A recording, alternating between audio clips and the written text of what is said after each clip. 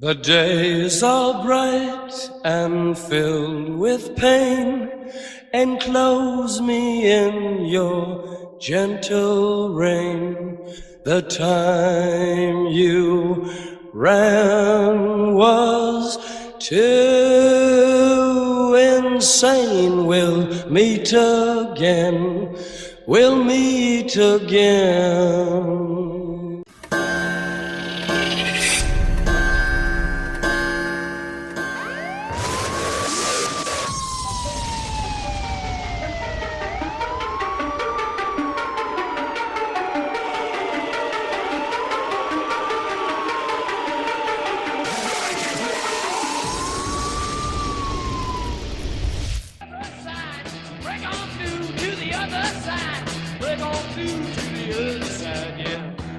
I think that one's reality is a result of your intention and your attention. It's through spiritual practice that I've recognised that my own impermanence, my own irrelevance, the fact that I'm just a person shuffling through life, I ain't really no different now from when I was a little kid. And all I want really is that I don't want that feeling in my stomach that people are being treated badly. I don't want a feeling that people are being exploited. People need to live spiritual lives, all of us. I'm a person, and it's good to have access to the infinite consciousness that is available to all people, but through the five senses is delineated, keeping us trapped on a material plane. We think reality is what we can apportion through the limited instruments of the senses, but reality is of course far beyond that. Spiritual data, we don't have the correct instruments to receive it, and we live primarily in the realm of the senses. Anything that we're describing through science, we're describing through the prism of the five limited senses. Our eyes can only see between infrared light and ultraviolet light. There's light bouncing around everywhere. Our ears can only hear a tiny decibel range, can't hear the noise of a dog whistle, can't hear any high-pitched frequency sounds.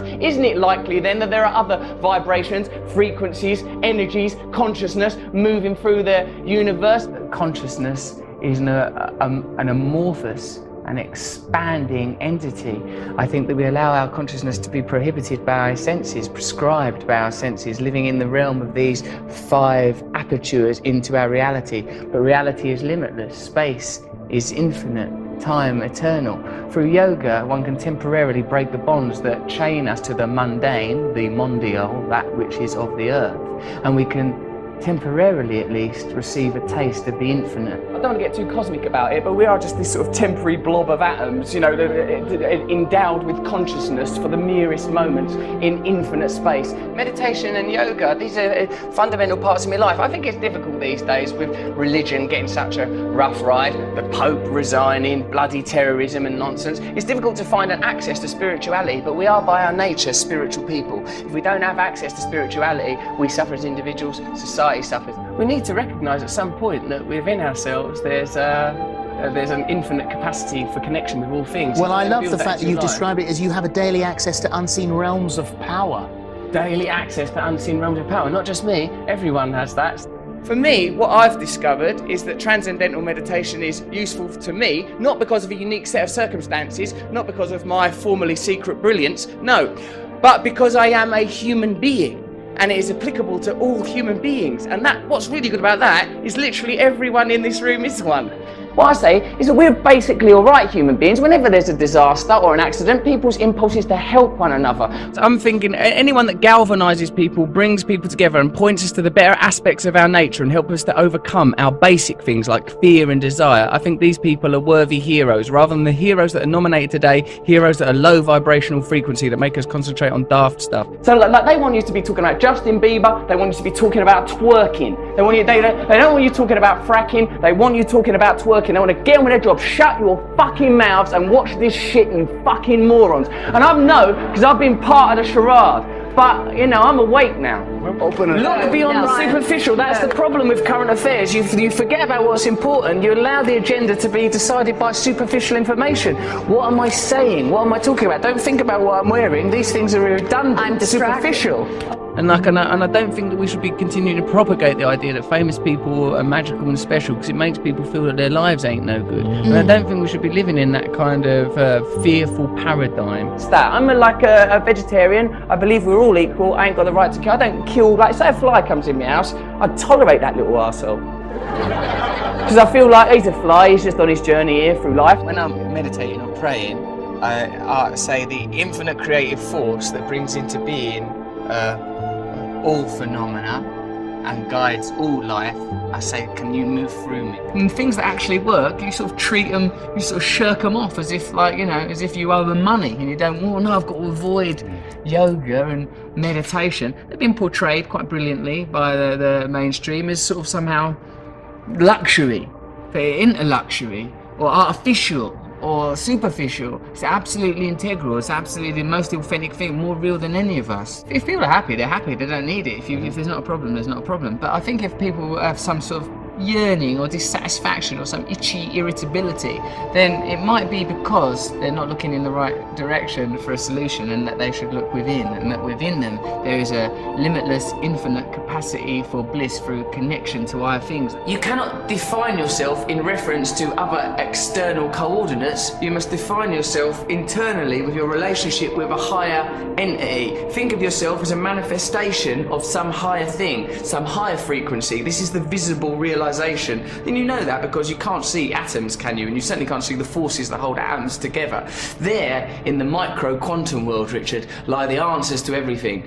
We can't understand it with our logical, rational minds, but we feel it intuitively. Get yourself in alignment with that stuff and you beam like the sun. The dead human ape has fulfilled its potential. The dead human ape has not evolved for the last 10,000 years. These are the achievements of the dead human ape. Now we must transform, become enlightened, so that we can access the next realm of consciousness necessary for evolution. Look, God is not something that's about thinking you're better than someone or a reason to have a war with someone. It's that within us, beneath and beyond our identity as human beings, driven by fear and desire, defined by the realm of the senses and the material self, which is transitory, there is a divine self that is connected to all living things, that isn't part of an infinite source of creativity. You could probably describe that using quantum physics or science if you want. I choose to believe in God because I think what that is the recognition that there is divine beauty in all of us, and if we prioritize that over our own selfish material needs, then we will naturally create a culture more in harmony with our planet, and we'll have a chance. I think it's one of the great sadnesses of modern life, because of our disenfranchisement and disillusionment with religion, that we don't have access to these ideas. And yoga and meditation for me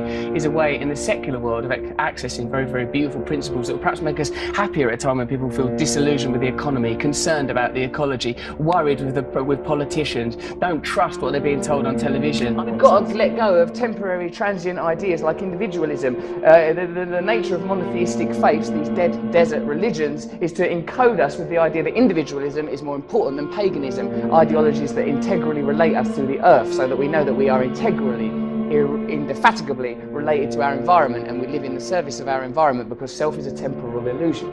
I suppose the ultimate truth is oneness, that this is a temporary illusion, that we are temporarily occupy these flesh puppets. We believe so much in our identities, we believe in our individualism, and I talk as a very sort of egotistical man. Look at my hair, look at these bracelets, look at these ridiculous boots. I'm a person who believes in the nature of my own individualism and my own identity. But on a deeper level, I recognise that all these things are transient, and what's important and what's defining are the things that we all share. Love, unity, togetherness. As long as we have cultural narratives that eschew these ideas, that suppress these ideas in favour of negative human traits, greed, selfishness, lust, as long as these ideas are promoted, we'll exist in opposition to one another and will be exploitable by corporations that prey upon these negative facets of humanity.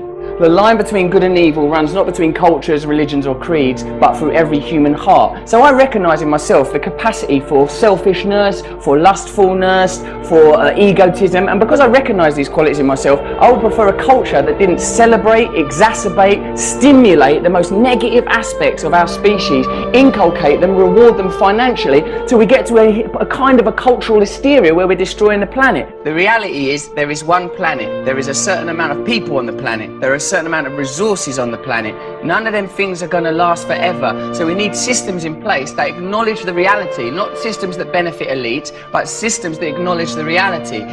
People need to have access to the resources. Can't lie to people so that people in power can continue to augment and grow their own power and satisfaction while normal people are exploited.